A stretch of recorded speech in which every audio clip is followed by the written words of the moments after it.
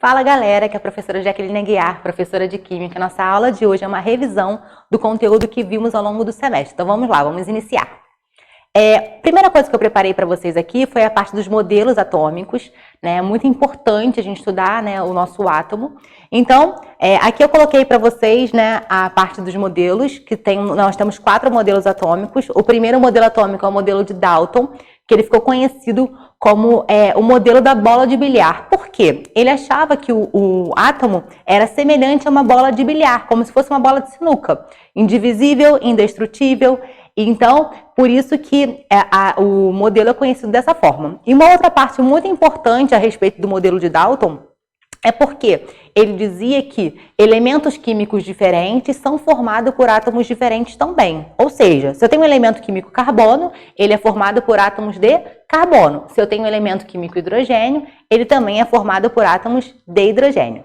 O segundo modelo atômico é o modelo atômico de Thomson, que é conhecido como modelo de pudim de passas. O modelo dele é extremamente importante porque foi ele que iniciou o estudo de que o átomo, na verdade, ele não é totalmente neutro. Ele é neutro, porém, ele possui partículas positivas e partículas negativas, que quando nós somamos essas partículas, o total de cargas vai ser igual a 0.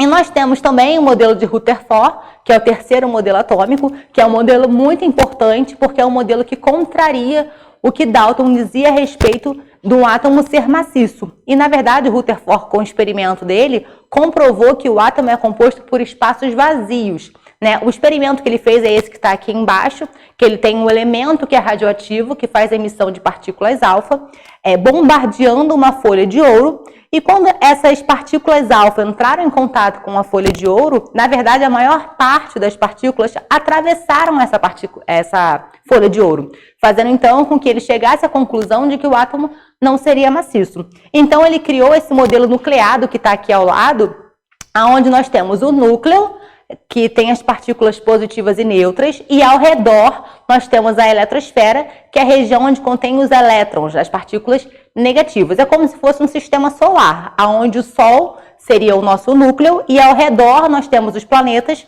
que são os elétrons. E complementando o modelo de Rutherford, nós temos o modelo de Bohr, que é o quarto modelo, que é um modelo, na verdade, que ele viu que como é um complemento ao modelo de Rutherford, muitos cientistas, né, também comprovam como se o modelo de Bohr fosse o Rutherford-Bohr, porque é um complemento. Então, na verdade, os elétrons estão em camadas e esses elétrons possuem energia quantizada. E essas camadas possuem energias específicas. Então, as camadas mais próximas do núcleo são as camadas menos energéticas.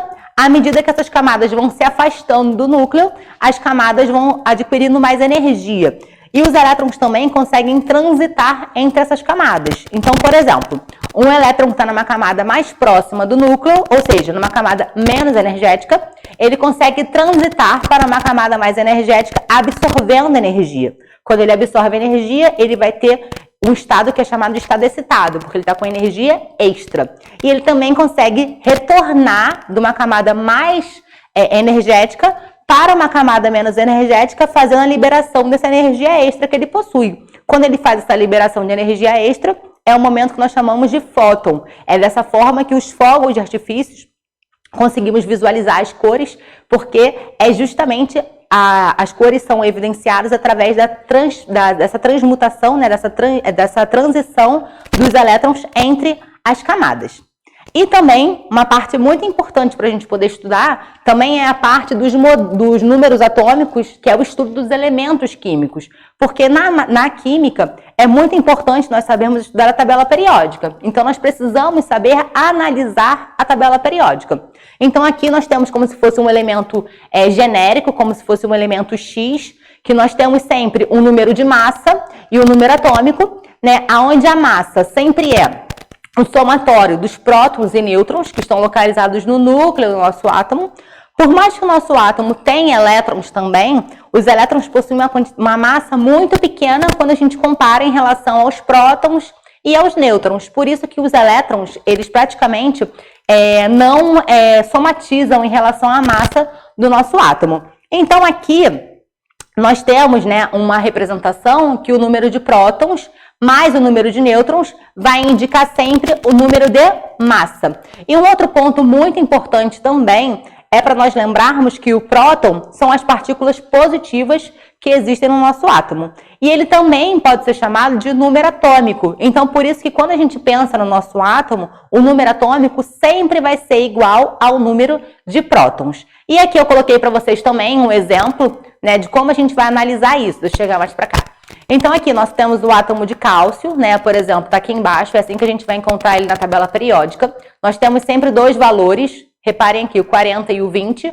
O maior valor sempre vai representar a massa e o menor valor sempre vai representar o número de prótons. Quando a gente analisa aqui, não tem nenhuma carga aqui em cima do cálcio, ou seja, indicando que esse meu átomo é um átomo neutro, ou seja, não possui partícula, não possui carga positiva e nem carga negativa. Então, nós sabemos que quando o meu átomo está neutro, o número atômico é igual ao número de prótons, que é igual ao número de elétrons. Então, agora a gente vai analisar, de acordo com os valores que nós temos aqui, quais são os valores respectivos para o cálcio. Então, ó, o número de prótons dele vai ser igual a 20, consequentemente, o número atômico dele também é 20, e o número de nêutrons, para a gente poder calcular, nós temos que fazer uma subtração. Toda vez que a gente quer calcular o número de nêutrons, eu sempre faço a massa menos o número de prótons. Como eu sei que a massa é 40, então o que eu tenho que fazer aqui agora é 40 menos 20, que vai dar justamente o número de nêutrons, que é 20. E os elétrons vão ser 20 também, porque o meu átomo é um átomo neutro. Então vamos lá, vamos continuar. Coloquei para vocês aqui agora um mapa mental sobre atomística, que é sobre o estudo do átomo. E é muito importante a gente saber estudar o nosso átomo, né? Então coloquei um exemplo aqui em cima para vocês do carbono. Reparem que esse desenho que eu coloquei do carbono é como se fosse realmente o desenho que tem na tabela periódica. Então, quando a gente olha para a tabela periódica, nós temos que saber interpretar o que são aqueles valores, o que são os símbolos, para a gente poder realmente conseguir se guiar através dela. Então, ó, o carbono, nós temos ali em cima o número atômico, nós temos o símbolo dele, né, que é o símbolo C, lembrando que os símbolos na tabela periódica, eles foram criados através do latim. Então, por isso que nem sempre o símbolo vai ter uma relação direta com o nome dele em português. Então, tenham cuidado para vocês não confundirem isso, beleza? Então, embaixo tem o nome dele, que é o carbono, e embaixo do nome dele tem o número da massa atômica dele, no caso, que é 12. Então, essas são as representações dos elementos químicos na tabela periódica. Então, nós temos lá do outro lado, reparem que nós temos ali a semelhança atômica. Então, nós conseguimos também perceber que existem elementos químicos diferentes que possuem algumas semelhanças. Essas semelhanças se dão através da quantidade de prótons, nêutrons, elétrons. Então, possuem classificações específicas. Então, toda vez que nós temos isótopos, são espécies que possuem o mesmo número de prótons. Toda vez que nós temos isótonos, mesmo número de nêutrons. Isóbaros tem aquele azinho ali no meio, que é justamente o símbolo da massa. Então, isóbaros são elementos que possuem o mesmo número de massa. Isoeletrônicos são espécies que possuem o número de elétrons iguais. Reparem também aqui ao lado, que eu coloquei para vocês sobre os íons, que os íons são muito importantes, porque o nosso átomo neutro, ele pode tanto ganhar como ele pode perder elétron. Então, quando esse átomo neutro ganha ou perde elétron, nós vamos formar os nossos íons, que podem ter, então, cargas positivas ou cargas negativas. Então, como eu tenho essa diferença entre as cargas, nós também vamos ter diferenças nas classificações. Então, reparem ali que eu coloquei um exemplo de cátions. Nós temos o potássio, que é o símbolo K, indiquei que ele perdeu um elétron, então se ele perdeu um elétron, quer dizer que ele vai ter carga positiva, então a carga dele vai ficar 1+. Lembrando que a carga dele é sempre a relação da quantidade de elétrons que ele perde ou que ele ganha. Então, como ele perdeu 1, a carga vai ficar 1+. Se ele perdesse 2 elétrons, ia ficar 2+, e assim em diante. E eu coloquei um outro exemplo também, reparem ali, né, que nós temos um exemplo para os ânions, que é o bromo, o símbolo dele é Br, indicando que ele ganhou um elétron, então a carga dele vai ficar apenas, ou 1-, indicando que ele recebeu elétron. Então, toda vez que meu átomo perde elétron, carga positiva. Meu átomo ganha elétron, carga negativa. E aqui embaixo também eu coloquei para vocês, né, os modelos atômicos, os desenhos, né, de como esses modelos são classificados. Então, o modelo de Dalton ali, como se fosse a bolinha de bilhar. O modelo de Thomson, que eu tenho como se fosse o nosso pudim de passa, né, porque ele achava que o átomo ele era gelatinoso, com superfície positiva e com elétrons colados em sua superfície, né, incrustados. O modelo de Rutherford também aqui ao lado, que é o nosso modelo do sistema solar, e o modelo de Bohr, que é o modelo onde especifica que as nossas camadas possuem energias específicas. E aqui em cima também tem a estrutura atômica do nosso átomo, que nós temos o núcleo, que é a região onde contém prótons e nêutrons, e a nossa eletrosfera, que é a região onde contém os elétrons. Então, tudo isso a gente analisou para a gente poder chegar aqui, na nossa tabela periódica. Então, a tabela periódica ela é muito importante para quem estuda química, porque ela é um objeto sempre de estudo. Então, nós temos que estar sempre consultando a tabela periódica, por isso que é tão importante nós sabermos analisar a tabela periódica e identificar os diferentes grupos que existem nela também. Então, eu coloquei para vocês aqui uma tabela periódica colorida, que fica mais fácil da gente conseguir visualizar quais são esses grupos. Então, reparem que aqui em cima nós temos o hidrogênio, está ali especificado de verde. Ele não faz parte de nenhum grupo porque não possui propriedades químicas e nem físicas semelhantes a nenhum outro elemento. Por isso que ele não participa de nenhum grupo. Todo esse amarelo aqui são os metais. Esse rosinha aqui são os semimetais. O roxinho são os não metais e os azuis são os gases nobres. Então, são esses os grandes grupos que existem na tabela periódica. Então, eu coloquei para vocês aqui, para vocês poderem relembrar, né, que nós possuímos sempre 7 períodos. Toda vez que a gente analisa a tabela periódica, que nós estamos olhando os períodos, nós vamos olhar sempre na horizontal, sempre deitado. Então, nós temos 7 períodos e nós temos também 18 famílias ou 18 grupos que olhamos sempre na vertical. E esses aqui são os nossos grupos que possuímos de acordo com as propriedades químicas e físicas semelhantes. E um outro ponto muito importante também é porque quando a gente fala sobre a tabela periódica, nós temos os nossos elementos representativos que possuem nomes específicos para suas famílias. Então, é muito importante nós sabermos quais são esses nomes. Então, por exemplo, reparem ali na família 1, lá na ponta. O hidrogênio está lá em cima, tá vendo que ele está destacado? Está destacado por quê? Por mais que ele esteja na família 1, ele não faz parte dos metais alcalinos, porque o hidrogênio não é um metal, beleza? Então, eu só conto a partir dele. Então, abaixo do hidrogênio, nós temos, então, a família dos metais alcalinos. Ao lado, nós temos a família dos alcalinos terrosos. Aqui na família 13, nós temos a família do boro. A família 14, a família do carbono. A 15, a família do nitrogênio. A 16, família do calcogênio. 17 são os halogênios. 18 são os gases nobres. E aqui embaixo nós também temos, né, os grupos dos lantanídeos e dos actinídeos. Um outro ponto muito importante também para o nosso estudo é sabermos que existem diferentes tipos de misturas. Então, nós temos 2 tipos de misturas que são muito importantes e são muito presentes no nosso dia a dia. Então, a primeira que eu trouxe para vocês aqui são as misturas homogêneas. Toda vez que nós temos as misturas homogêneas, esses componentes que constituem essa mistura possuem propriedades químicas e físicas semelhantes. Então, por isso que elas conseguem se misturar. Então, eu coloquei um exemplo aqui para vocês, né, da água e o açúcar. Se eu colocar o açúcar dentro da água e agitar, quando eu olhar para esse recipiente, eu não vou conseguir ver o açúcar ali dentro. Isso aconteceu porque ele foi totalmente dissolvido. Então, quando eu olho para esse recipiente que contém água e açúcar, é como se tivesse somente água ali dentro. Então, quando isso acontece, se eu tenho somente uma única fase, a gente classifica essa mistura como uma mistura homogênea. Parecida com ela, né? Nós temos as misturas heterogêneas, mas a diferença que nós temos é porque aqui nas heterogêneas, os componentes possuem propriedades químicas e físicas opostas. Então, por isso que eles não se misturam. É a mesma coisa como se eu pegasse um copo, colocasse água e óleo ali dentro. Eu vou conseguir perceber, né, visualmente, que eu não tenho só água ali, eu tenho um outro componente. Então, é porque elas não se misturaram. Então, eu vou ter 2 ou mais fases. Então, quando eu consigo analisar, olhei para um recipiente e eu consigo perceber que eu tenho fases diferentes, então é porque essa mistura é uma mistura heterogênea. Então, a homogênea apresenta sempre uma única fase. E as misturas heterogêneas possuem 2 fases ou mais.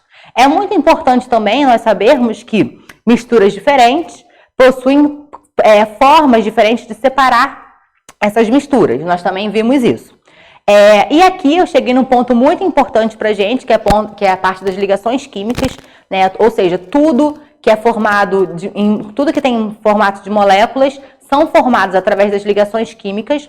E é muito importante nós sabermos por que as ligações químicas são formadas. Porque os elementos estão sempre buscando por estabilidade.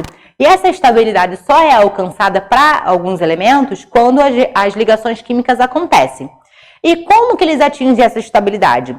Bem, quando eles formam ligações e atingem 8 elétrons na camada de valência, que é a regra que está aqui, ó, chamada da regra do octeto, que diz que os meus átomos se estabilizam com 8 elétrons na camada de valência. A não ser o hidrogênio, que é uma exceção a essa regra, e o hidrogênio se estabiliza apenas com 2 elétrons.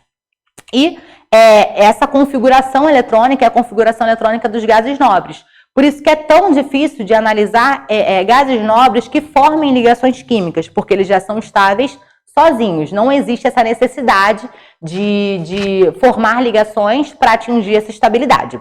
Então aqui nós temos ali ao lado, né, as ligações iônicas, que acontecem através de transferências de elétrons. Então eu sempre tenho alguém doando elétron e alguém recebendo. Só que é muito importante a gente saber o estudo da tabela periódica e identificar os grupos, porque se eu não souber a diferença entre metal e ametal, eu não vou conseguir fazer nada sobre ligações químicas, tá? Então a ligação iônica é aquela que acontece entre metal e ametal ou entre metal e hidrogênio. Onde o metal sempre doa o elétron. Se ele doou o elétron, vai ficar com carga positiva, a formação do cátion. Enquanto o ânion vai sempre ganhar elétron, se ganhou elétron, vai ficar com carga negativa, então vai formar o nosso ânion.